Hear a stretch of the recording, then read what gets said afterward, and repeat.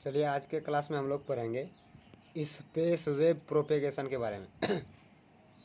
किसके बारे में पढ़ेंगे? स्पेस वेव प्रोपेगेशन के बारे में, जिसका हिंदी होता है आकाश तरंग संचरण। क्या होता है? आकाश तरंग संचरण। इसमें जो है रेडियो वेव का जो ट्रांसमिशन होता है वो क्या होता है कि अब आकाश वेव का तो परिभाषा बाद में पढ़ेंगे। पहले हम लोग जानेंगे कि इसमें होता क्या है।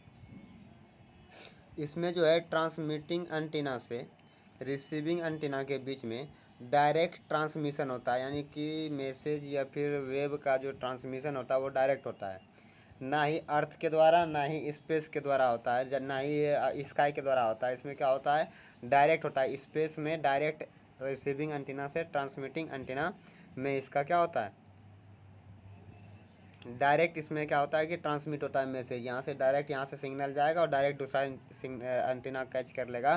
तो इसको हम लोग क्या बोलेंगे? स्पेस वेव प्रोपेगेशन कहेंगे। क्या कहेंगे? स्पेस वेव प्रोपेगेशन कहेंगे।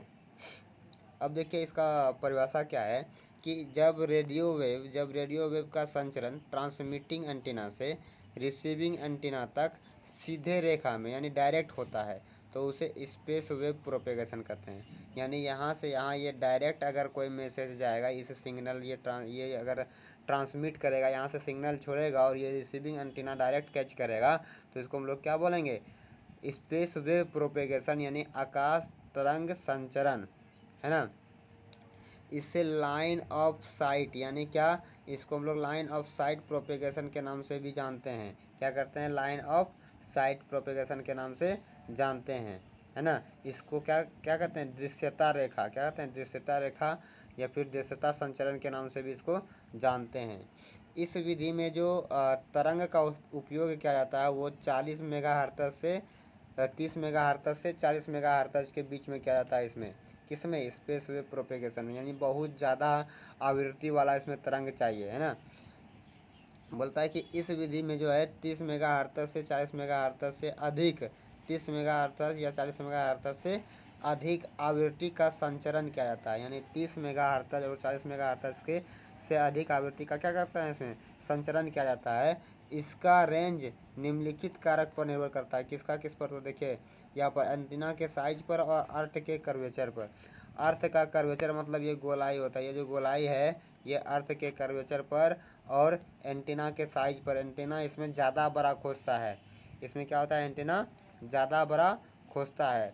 इसका उपयोग क्या क्या है? देखिए इसमें टीवी सिग्नल में जो आता है वो इसी के द्वारा आता है। रडार जो है वो इसी के द्वारा होता है। ये सैटेलाइट जो है, सैटेलाइट में भी इसका उपयोग डायरेक्ट किया जाता है। डायरेक्ट सैटेलाइट से कहाँ आता है?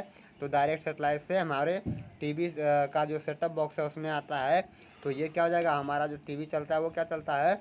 डायरेक्ट, यानी कि स्पेस वेव प्रोपेगेशन से, आकाश तरंग संचरण से ये क्या होता है? डायरेक्ट होता है। यानी स्पेस में एक ट्रांसमिटिंग एंटीना लगा हुआ है जिससे डायरेक्ट हमारा सेटअप बॉक्स क्या करता है? इसको कैच कर लेता है ना। और जिसके कारण से हमारा टीवी क्या होता है?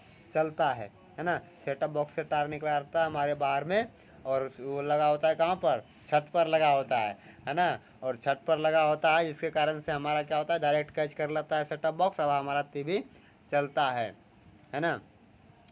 तो आप लोग देख लिए स्पेस वेव प्रोपेगेशन क्या था। तो आज के लिए इतना ही रहने देते हैं। कल हम लोग नेक्स्ट टॉपिक पर चर्चा करेंगे, नए टॉपिक पर, जो कि ये तीनों से हट कर होगा।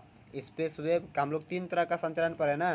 Space wave propagation, sky wave propagation और कौन सा प्रोपेगेशन पर है? Space wave propagation, sky wave propagation, ground wave propagation, है ना। 3 तरह का वेव हम लोग पढ़ चुके हैं संचरण। तीनों तरह से मैसेज का संचरण होता है और तीनों तरह में क्या होता है कि ट्रांसमिटिंग एंटीना से कहाँ जाता है? रिसीविंग एंटीना तक जाता है। ट्रांसमिटिंग एंटीना से रिसीविंग एंटीना तक जाता है, लेकिन सब में अलग अलग। ग्राउंड वेव में क्या था कि वो ग्राउंड से होकर जाता था। स्काई वेव में क्या था कि पहले जो है आयनोस्फीयर से, आयन मंडल से टकरा कर पहले टकराता था फिर आता था यहाँ पर, है ना। लेकिन डायरेक्ट करंट जो है ये स्पेस वेव प्रोपेगेशन में क्या है कि वो डायरेक्ट जाता है। ये जो है ना ट्रांसमिटिंग एंटीना से रिसीविंग एंटीना तक डायरेक्ट जाता है। तो चलिए आज के लिए इतना ही रहते हैं, कल पढ़ेंगे नेक्स्ट टॉपिक।